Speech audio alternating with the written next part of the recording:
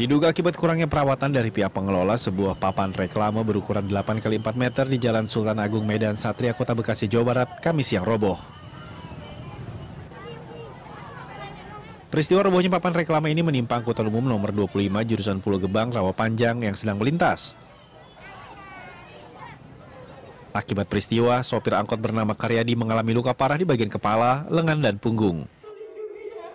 Korban langsung dibawa ke Rumah Sakit Ananda Bekasi untuk mendapatkan perawatan. Kejadian ini sempat mengejutkan warga sekitar lokasi kejadian. Saya lagi berdiri kan, maksudnya lihat jalanan kok sepi gitu kan. Tahu-tahu itunya ambruk, tapi belum lihat ada angkot. Nah, teman saya lihat ada angkot. Nah, itu untuk yang sendiri supirnya gimana? Supirnya sih lagi dibawa ke Rumah Sakit Ananda. Yang Mbak lihat lukanya di mana, Mbak? Di kepala. Mbak, ini kalau rubuhnya ini yang Mbak tahu apa sih? Kayaknya itunya rapuh deh, tiangnya. Tiangnya rapuh. Untuk menghindari kejadian serupa, Wali Kota Bekasi Rahmat Effendi mengatakan pihaknya akan segera mengevaluasi seluruh papan reklame yang berada di tengah jalan Kota Bekasi. Ya, kita akan evaluasi seluruh bando yang ada di median tengah jalan. Pertama, ukuran terhadap ketinggian, terus juga kekuatan konstruksinya, supaya hal-hal yang kita tidak inginkan bisa kita antisipasi.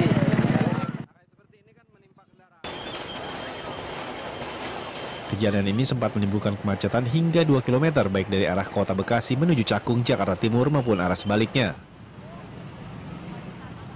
Dari Bekasi, Jawa Barat, Kurnia Dwi Hapsari, TV One mengabarkan.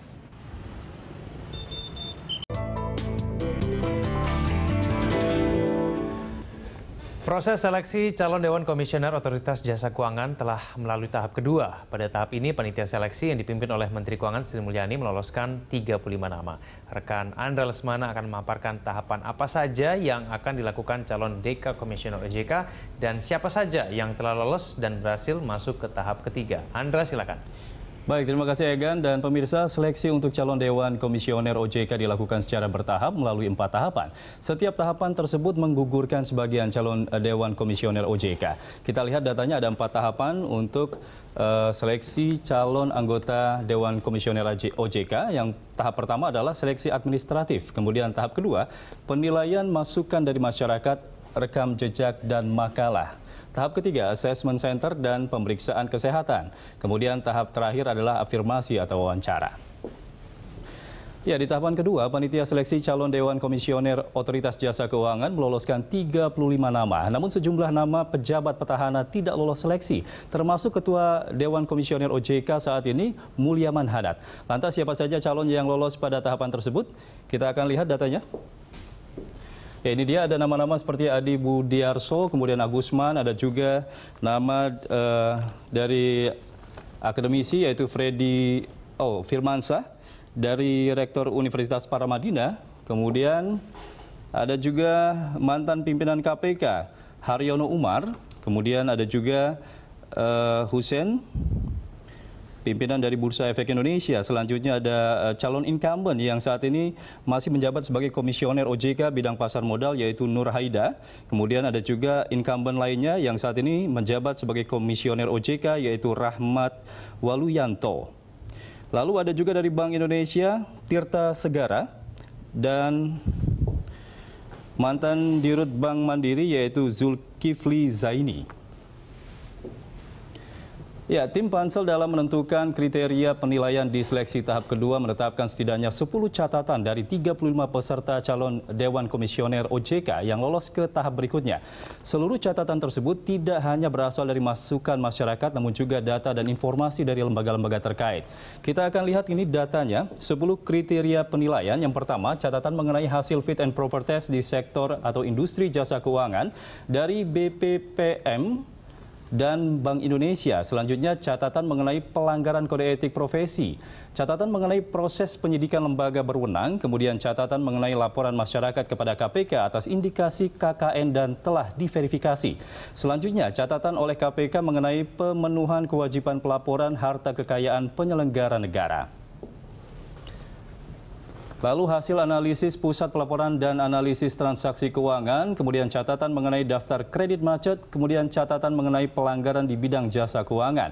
Lalu catatan mengenai pelanggaran sesuai informasi Irjen Kementerian atau lembaga terkait, dan terakhir catatan mengenai keterkaitan peserta dengan putusan pengadilan yang telah berkekuatan hukum tetap. Ya, Egan, demikian informasi beberapa yang bisa saya sampaikan ke Anda. Silakan, kembali ke Anda. Baik, Andra, tadi Anda telah menyampaikan sejumlah nama yang telah lolos tahap kedua dan kemudian 10 catatan pansel dalam memilih calon DKOJK. Lalu bagaimana tahapan selanjutnya dalam proses seleksi calon DKOJK, Andra? Ya, baik Egan, setelah tahapan kedua selesai, calon Dewan Komisioner OJK masuk seleksi tahap ketiga yang akan mencakup assessment center dan pemeriksaan kesehatan. Para peserta yang lolos dari hasil seleksi tersebut akan kembali mengikuti seleksi tahap akhir dalam sesi wawancara dengan tim pansel. Ini dia, kita akan lihat proses seleksi calon anggota DKOJK. Yang pertama, tanggal 13 Maret 2017, dari 21 nama calon yang lolos akan diajukan ke Presiden. Kemudian tanggal 29 Maret 2017, Presiden akan menyaring hingga 14 calon untuk disampaikan ke DPR. Lalu di tanggal 29 Maret hingga 6 Juni, DPR selanjutnya akan melakukan fit and proper test. Dan terakhir di tanggal 21 Juli 2017, akan dilakukan penetapan 7 calon untuk dilantik oleh Presiden. Ya, demikian, Egan, kembali ke Anda. Baik, terima kasih atas paparannya Andra Lesmana. Saya ke Pak Eko. Pak Eko, sebetulnya tantangan dari orang-orang baru nanti yang kira-kira akan masuk menjadi DKOJK yang baru nanti, itu sebetulnya apa? Apakah ada PR-PR yang mungkin belum terselesaikan pada jabatannya Pak Mulyaman Hadad? Oke, jadi begini ya, OJK ini sebetulnya adalah institusi yang baru lahir. Ya. Proses transisi secara teknis mungkin sudah selesai ya, dari Bank Indonesia ke OJK. Ini sudah selesai tahun lalu, 2014 saya rasa udah selesai proses transisinya. Cuma ada persoalan hal lain, yaitu soal koordinasi. Nah, koordinasi ini tidak bisa hanya dengan ya orang baru nggak apa-apa, tetapi harus memiliki pemahaman yang mencukupi gitu ya, terkait dengan apa? Terkait dengan kebijakan moneter begitu ya, terkait dengan bagaimana menjaga stabilitas sistem keuangan kita begitu ya. Nah, hal-hal kayak gini gitu ya kepada orang baru. Nah, ini nanti ya tugas pansel maupun juga nanti kalau nama-nama itu sudah ke DPR juga menjadi tantangan bagi DPR untuk mengeksplor ya sejauh mana kemampuan para calon-calon ini gitu ya menerjemahkan begitu ya ide-ide mereka bagaimana menjaga stabilitas sistem keuangan, terus kemudian juga bagaimana membuat lembaga keuangan itu punya kontribusi terhadap sektor real, terhadap pertumbuhan ekonomi begitu ya. Jadi cukup banyak sebetulnya secara umum tantangan-tantangan ke depan yang masih dihadapi, dan itu harus tidak boleh lupa dengan sejarah gitu. Artinya bahwa ini harus bersinergi dengan Bank Indonesia, bersinergi dengan Kementerian Keuangan begitu ya. 3 pilar ini akan sangat menentukan bagaimana kemudian industri keuangan itu ke depan gitu. Baik, Pak Eko, apakah koordinasi yang mungkin Anda nilai itu masih lemah itu tampak sehingga muncul fungsi pengawasan di DKOJK yang belum maksimal? Itu yang membuatnya, akar permasalahan di situ. Ya, akar permasalahannya terus terang dari 30 nama ini gitu ya, kita harus benar-benar memilah dan memilih nama-nama yang benar-benar punya background atau katakanlah punya kapasitas untuk memikirkan tentang stabilitas sistem keuangan gitu. Jadi dia juga harus paham kebijakan Bank Indonesianya begitu ya, atas kebijakan Kementerian Keuangannya, sehingga nanti dalam pembuatan kebijakan oleh OJK itu bisa sinergi begitu. Yang terjadi jangan sampai kemudian kontra begitu ya. Nah, kalau kemudian muncul orang-orang baru tidak apa-apa, tapi dia harus punya background yang cukup kuat di dalam memahami kebijakan Bank Indonesia maupun dari fiskalnya dari Kementerian Keuangan gitu. Nah, itu yang penting. Nah, yang lainnya begitu ya, terkait tadi ada 10 hal yang kriteria yang coba di ini ya saringannya begitu ya. Kalau melihat ternyata track record itu ternyata representasinya hanya pada sisi lebih kepada taat dengan aturan atau dia tidak terkena kasus hukum gitu ya. Bahwa dia tidak terkena kasus hukum di dalam sektor keuangan penting sekali begitu ya. Dia harus clean gitu ya. Tetapi kemudian menurut saya track record itu tidak bisa dicerminkan hanya dari bersih-bersih itu saja, tapi ada hal lain, yaitu apa? Karya begitu ya. Apa sih kebijakan-kebijakannya gitu. Kalau orang nggak pernah bikin kebijakan, ya tentu saja nggak ada kasus hukum yang diinikan gitu ya. Nggak ada katakanlah track record yang bisa direkam dari sisi itu. Tapi ada orang-orang yang sudah mencoba melakukan upaya-upaya untuk membangun bangsa ya melalui kontribusinya, tapi kemudian dinilai mungkin track recordnya dari 10 kriteria ini nggak masuk begitu. Terus gimana cara menilainya? Oke, baik. Saya ke Pak Riyadit. Kalau menurut Anda sendiri, apa sebenarnya tantangan OJK ke depannya sekarang? Banyak ya. Sebenarnya kalau dari sisi internal sendiri kan juga OJK belum solid-solid banget ya. Penyatuan dari perbankan, pasar modal, asuransi, dan ada lembaga keuangan yang lainnya ini belum nyatu.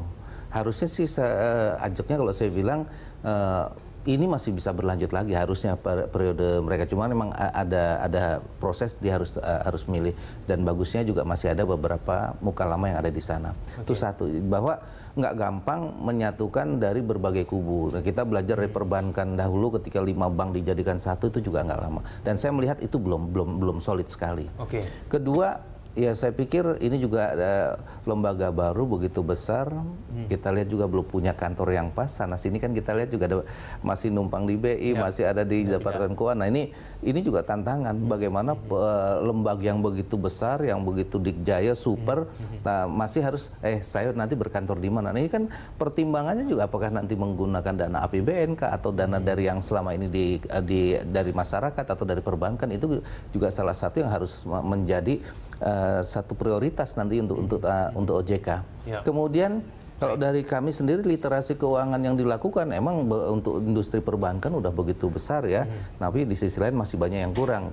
Bisa dikatakan contohnya misalnya pasar modal ya, yang kemarin Bu Tito begitu gencarnya melakukan ini, nah kemudian tiba-tiba transformasi ini tidak ada nama beliau. Nah ketika tidak ada nama beliau, nah bagaimana nanti kira-kira penggantinya? Apakah bisa segencar beliau? Karena kita lihat dia, saya bilang ya sangat maksimal sekali. Nah ini juga tantangan untuk menggantikan orang sekali berbut itu ini juga harus pas dan harus bagus.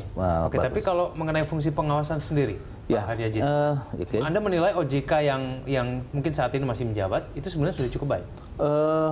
Pengawasan ya, ini kan kembali lagi ini lembaga besar, lembaga big power yang ini masih relatif baru, dan memang yang disorot begitu besar. Jadi nggak mungkin semuanya bisa tercover. Jadi ini memang harus secara berkesinambungan dilakukan. Jadi kalau dikatakan pengawasan ini solid banget, saya rasa masih ada bolong di sana. Tapi kalau overall kinerja OJK selama ini cukup baik. Bagus. Oke, baik. Pak Haryadin, kita akan lanjutkan dulu kita di segmen selanjutnya. Pemirsa Hot Ekonomi akan segera kembali.